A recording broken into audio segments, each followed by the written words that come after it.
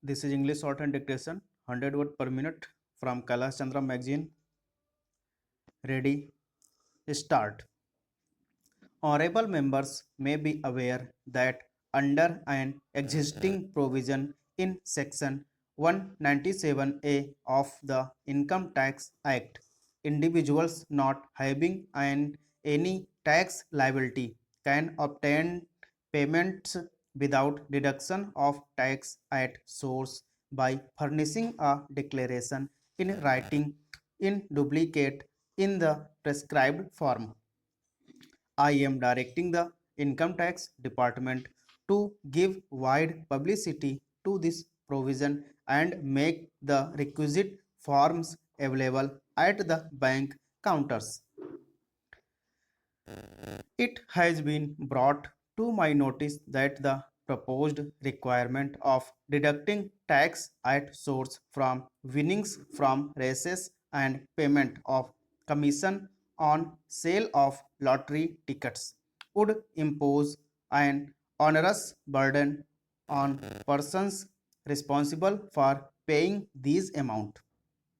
With a view mitigating this hardship, I propose to provide for a threshold limit of rupees 2500 for deducting tax at source from winning from horse races. Tax will be deducted at source on commission etc. on sale of lottery tickets only if the payment at any time exceeds rupees 1000. I also propose to make a clarificatory amendment to section 32 of the income tax relating to deduction for depreciation in computing business profits for tax purposes. Under the proposed amendment, no depreciation will be allowed in respect of any plant and machinery, the cost of which gets amortized in one or more years under any other provision of the Income Tax Act.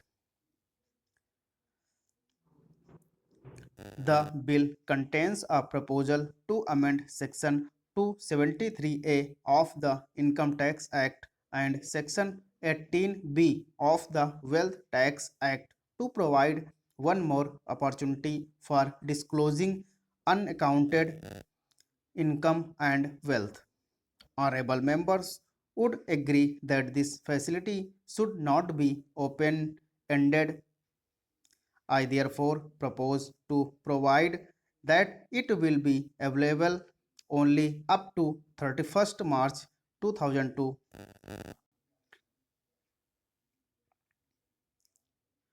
The bill contains a proposal under which the discretion of the income tax authorities to entertain application for registration of charitable or religious trusts and institutions will be restricted to 3 years from a criterion of trust or establishment of the institution.